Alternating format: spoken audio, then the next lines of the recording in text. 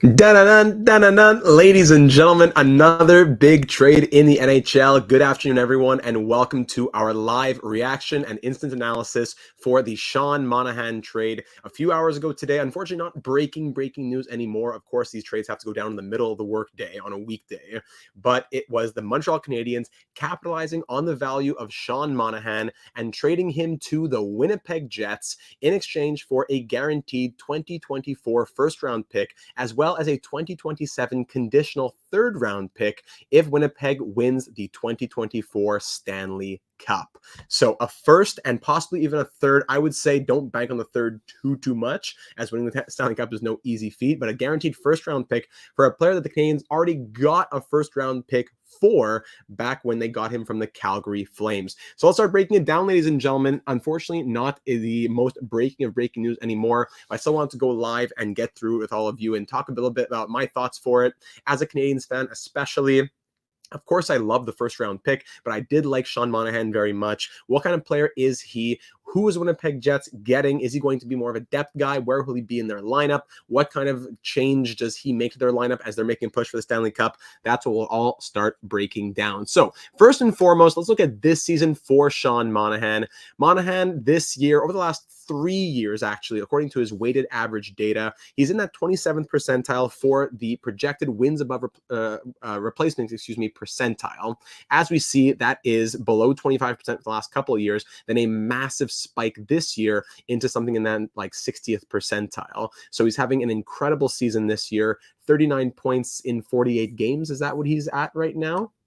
With Montreal Canadiens, no, 35 and 49. So on pace for just about 60 points. Great year right now. Even strength offense has continually been good despite the overall wins above replacement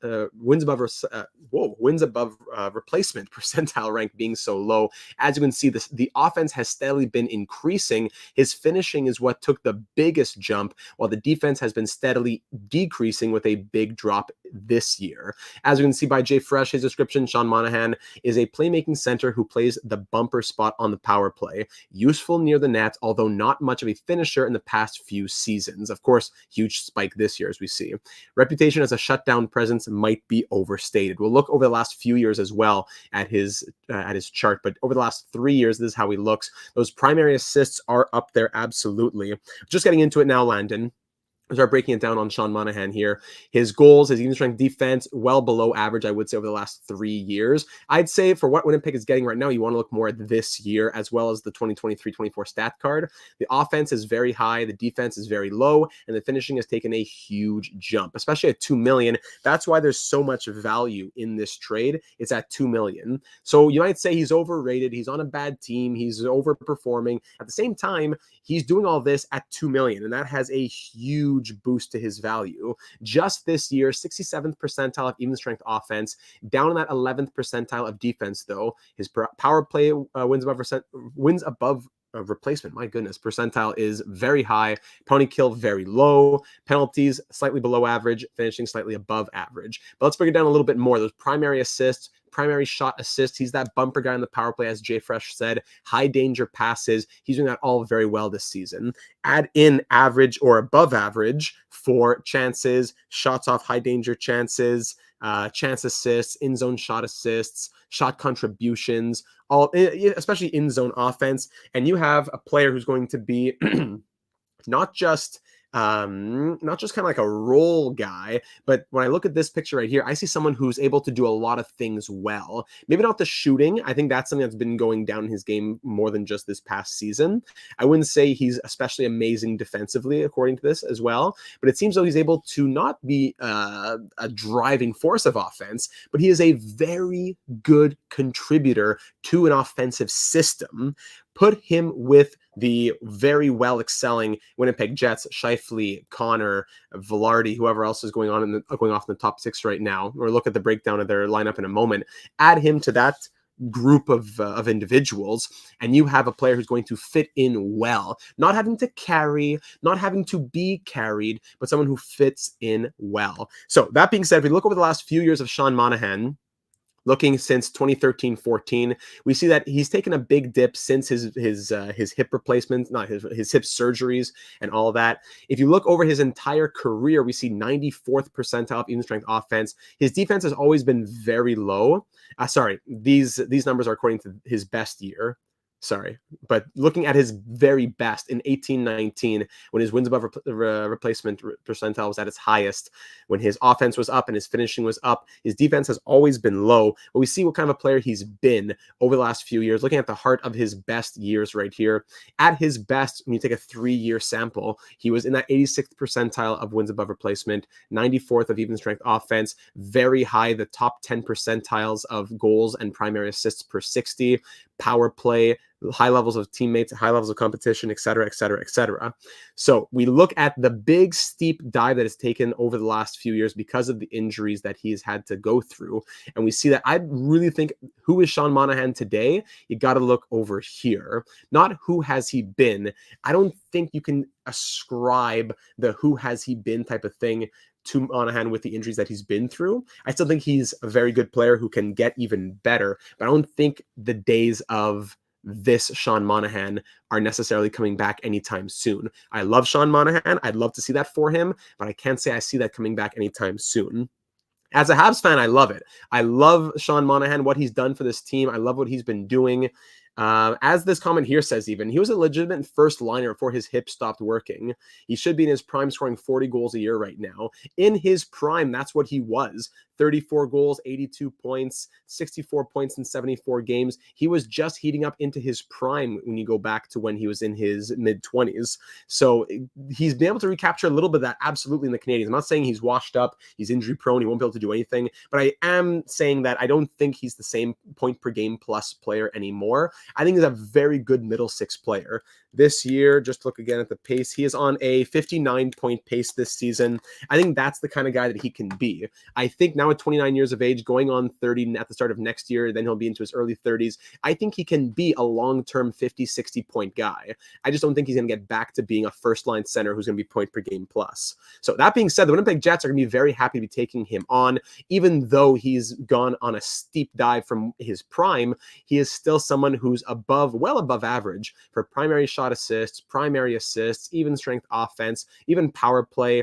I think he's going to fit in well into a team where he's not going to have to carry as much as he was with the Canadiens. His defense took a big jump, then has come back down to earth a little bit, while his finishing is back up, his offense is back up, and his overall wins above replacement percentile, getting back to this range, is still something that could get higher, I believe, into more like this range where he'd be back above a league average. So don't want to spend too much on those numbers. I want to look at what it means for the Jets right now. They get a player who's on a 59-point pace. They add him to their depth right now. They give up a first-round pick to do it. So now no first, no second of their own in the 2024 draft. They do have Montreal's second, which was the second they traded for Christian Dvorak, which got traded to the Kings for Sean Dursey, and then traded to the Jets for Gabe Vilardi and the Pierre-Luc Dubois trade. Yes, exactly. So that second has gone through a few teams now. Funny enough that it's from the Canadiens. So they have the Canadiens second, but no first, no second of their own.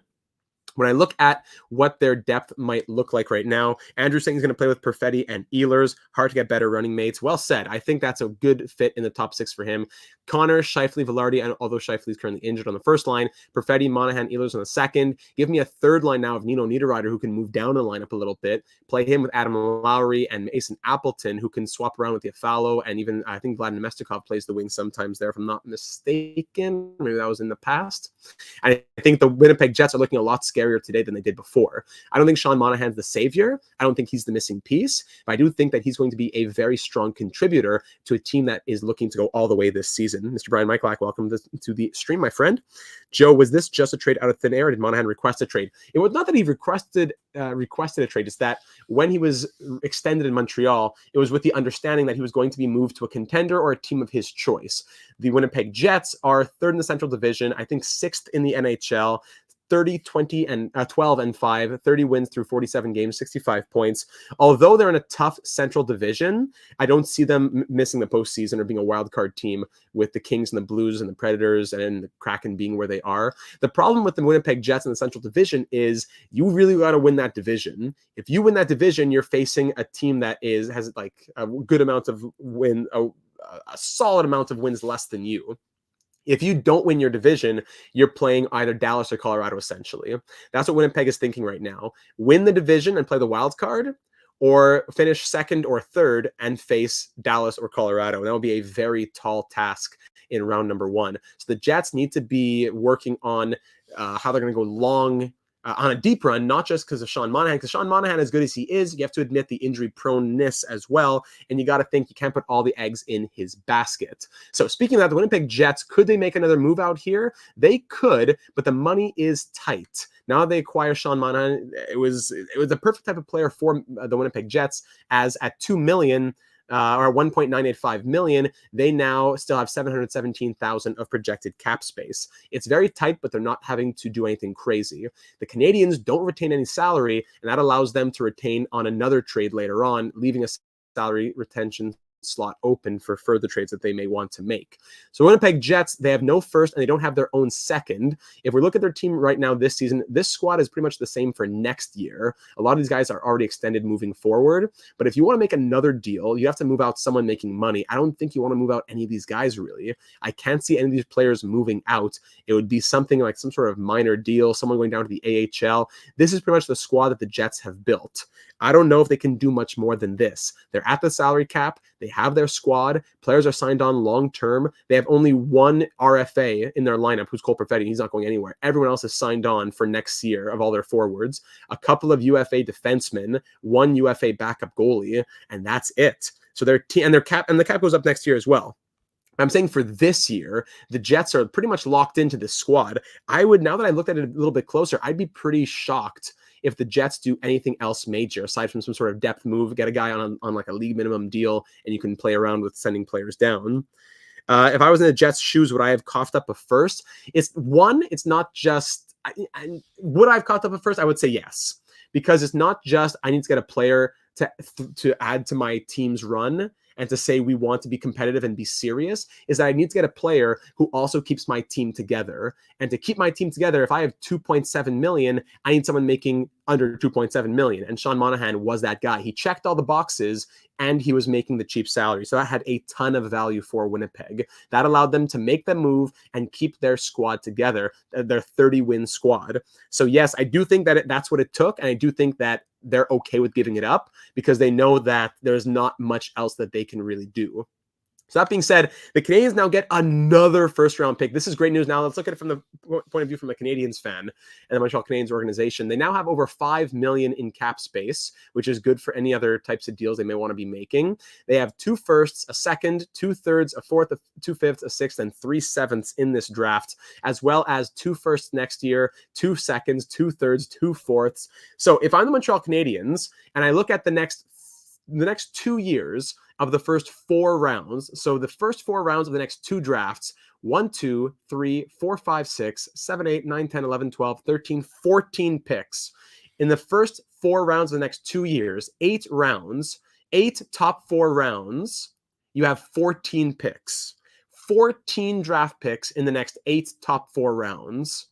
And if you even take out the 4th round, 1, 2, 3, 4, 5, 6, 7, 8, 9, 10, 11 picks in the next 6 top 3 rounds. That is a fantastic position to be in as the Montreal Canadiens.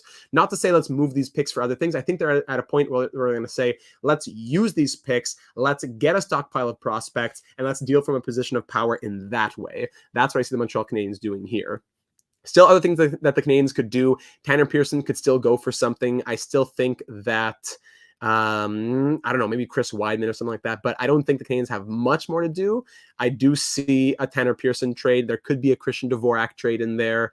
I don't think much else would be going on, though, for the Montreal Canadiens. I think that they do have a salary retention slot still. They didn't retain on Sean Monahan, so that gives them the possibility to retain again. So I would say the Canadiens aren't done. The Canadiens still have more to do. I would be pretty surprised if the Canadiens make no other trades, but it won't be, I don't think it would be anyone other guys that they've committed to big money to. Like, I don't see Yoel Armia leaving. I don't think the Canadiens are going to dump prospects to get rid of a contract. That's what I'm trying to say. The Montreal Canadiens are going to be moving pieces that they may not be using longer term, like a Tanner Pearson, like a Christian Dvorak, but I don't think that they're going to be dumping money that they don't have to. Armia, it's honestly a bad contract at $3.4 million, but they can digest it. They can handle it over the next couple of years. A contract that they may not want to handle the next couple of years because of age and is he in the long-term plans is a David Savard. David Savard, Christian Dvorak, and Tanner Pearson are three of the biggest trade candidates, I would say, because Armia, you can just let that contract run out. He's been to Laval. It's not a big deal. But Savard, Dvorak, Pearson, these are still guys who, A, you want to capitalize value on, or B, they're not part of your plans beyond the next couple of years. And it has to kind of be a 2-for-1 type of thing. Yoel Armia doesn't fit any of those categories. Why dump a pick to dump his contract when you don't need to? So that's my thinking for the Montreal Canadiens. They have 11 top 3 draft picks in the next 2 drafts. It is an incredible position to be in as the Montreal Canadiens and as a Canadiens fan as well. Mila's saying these trades remind me how much EA because you can't move. Yeah, I hear you. EA just doesn't want to give us that option. So there are those positions as the team. The Montreal Canadiens now, someone's got to play, right? Nick Suzuki can't do everything. Nick Suzuki can't do it all. Suzuki out of the lineup now means, and Dvorak being injured, now means Jake Evans plays second line center. Woo, and who's center on the third? Who's center on the third, fourth? Nobody, even there on the cap-friendly depth chart. So I would assume that the Canadiens, that's true, because Dvorak, Newhook, Doc, they're all injured. So I see the Canadiens probably calling back up Lucas Condotta, probably Mitchell Stevens, who's played a little bit. Yeah, those two guys. Mitchell Stevens especially going to be coming up. He's played 23 games this season. So Mitchell Stevens will likely be coming back up. And I would say that is the Canadian situation right now. So just to recap, Sean Monahan this season, looking at just this year, my apologies, we'll be back on this one. Yes, here. MVP Gaming, not that Monahan is a bad player, but in my mind, he's not worthy of a first-round pick. Kent Hughes getting 2 first-round picks out of this Monahan experiment is just genius. Yeah, we got to recap that as well. So, as I said, Winnipeg, is he worth a first? Probably not, but he's worth a first to Winnipeg. He might not be worth a first in and of himself, but he's worth a first to Winnipeg within their situation. And the closer they got to the deadline, the closer that they'd see other teams also willing to give up a first. So I think the Canadiens would have gotten the same value at the deadline, but not the same value from Winnipeg. And I bet Sean Monahan wanted to go to that team since he had a bit of control in what his outcome is going to be for this season. So over the last 3 years, his numbers aren't looking, they're pretty wonky. Like either the finishing's down and now it's up, or the defense was down, up and now it's down. But over the last 3 years with weighted average data, above average in his even strength offense, power play, primary assists, well above average, but below average, I'd say even well below average for even strength defense, goals, and his ability to draw penalties. We look at his stat card just for this year. We said he's been an above average passer with his primary assists, primary shot assists, high danger passes, but still below where you'd want him to be for goals, shots, rush shots, in zone shots, etc. But that's not what he's really doing anymore. That's not the player that he is, maybe even ever was. 67th percentile of even strength offense, wins above replacement, 11th for even strength defense. So if the Jets can have their strong defensive core make up for that, then that provides even more value to the player of who Monahan is as a player. So if we look one more time, just at the path that Monahan has had, he was dumped by the Calgary Flames in exchange for a conditional first, which is still to come to the Montreal Canadiens. That is great news for the Canadiens as well, because the Flames have not been a good team. And if they're not going to be a good team further, there's still a ton of conditions on that first round pick. We don't know if it's going to be the Panthers first or the Flames first, but if it does end up being the Flames first round pick in 2025, that is amazing news for them. Even if not, and it's Florida's first, it's still another first round pick. Look at all the conditions on this. Oh my goodness. Can't read that. That is too much. But it is another first round pick from the Flames, and the Flames are in a sticky situation. That's why it was great to get a first back in the Lindholm deal. So Kent Hughes on, August 18th, 2022, acquires Sean Monahan, puts him in the lineup, says, let's try and get some value for him. He plays 25 games and scores 17 points. He was looking great. He had to leave due to injury as well, out due to injury, but that was a 56-point pace They sign him to a 1-year extension, knowing that he'll likely be traded, and he comes back and now goes on a 59-point pace and gets the trade that he's been waiting for. I'm sure he's loved being in Montreal, but he has been waiting for a trade to a contender. That's what Kent Hughes promised to him, and that is exactly what he got. So it's a win for both sides. The Jets get what they want for right now. They get a player who also fits their cap situation, not having to break up their group. And the Montreal Canadiens have a huge ROI, return on investment, for taking Sean Monahan for a first and then getting a first back for him. I think it must be because the first had already been traded. The conditional first had already been traded in the Tkachuk-Huberdeau trade. I think that's why. There were conditions to meet on the other one, so there's more conditions to be met on this one.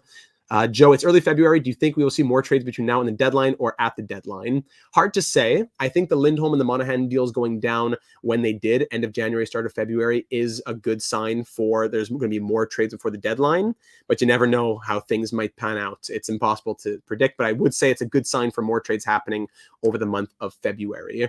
Golden Gamer, Montreal following in the footsteps of Calgary here. I think it's a pretty good deal for both teams. Montreal gets a guaranteed first-round pick, and Winnipeg gets a second, third-line center for their team. Yeah, well said. Imagine the position Calgary would be in if they didn't give up on Monahan for cap. Yeah, for sure. I wonder, would Monahan be able to bounce back and be the player that he has been now? I don't know. He was making, what, $6 million before? So let me know your thoughts down here in the comments on YouTube or over in the Discord server, the link in the description, where we're always talking more hockey. That's about all I got to say on this one. The Winnipeg Jets are going to be happy to have him if he stays healthy. He's exactly what they need as a bolstering in the middle six and at that cap hit as well. The Canadiens always knew they're going to be moving him to get a first-round pick, and even, hey, boom, a conditional third if the Jets somehow win the cup. Hey, why not? But a first-round pick, it is an incredible ROI. It is a masterclass of general managing by Kent Hughes. It does not get any better than that. That full trade, I just want to look one more time before I let you all go. What was that full trade? I don't think it was was it just a straight-up Monahan for a first? Because then there was a trade that went down soon after, right? I'm trying to think back in my memory banks to when that trade happened. That trade happened so that the Flames could acquire Huberdeau, though, right? Because yes, it was right as that deal was happening. So that deal allowed the Flames to get Huberdeau, which hasn't really worked out for them either. But yeah, it was just Sean Monahan and a first back for future considerations. Yeah, that's what it was.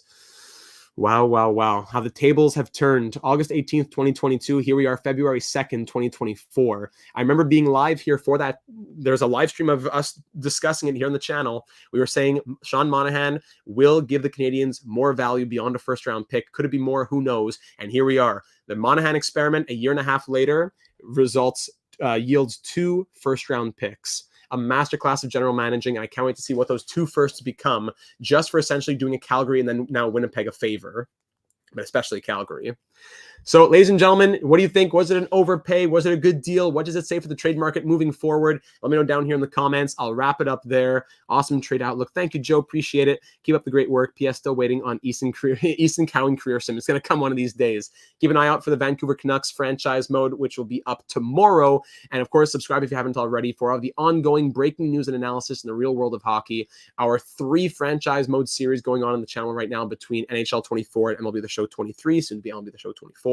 And many more live streams to come between now and the trade deadline over the next month or so. I'm very excited. We are just getting started. I hope that you'll be along for the ride as we continue to break down these trades and go over what they mean for these teams in an exciting 2024 NHL postseason ahead. Ladies and gentlemen, have yourselves a wonderful start to the weekend. We'll be talking soon. We'll be live on Tuesday. I wouldn't be surprised if we're live before then for another trade. Who knows?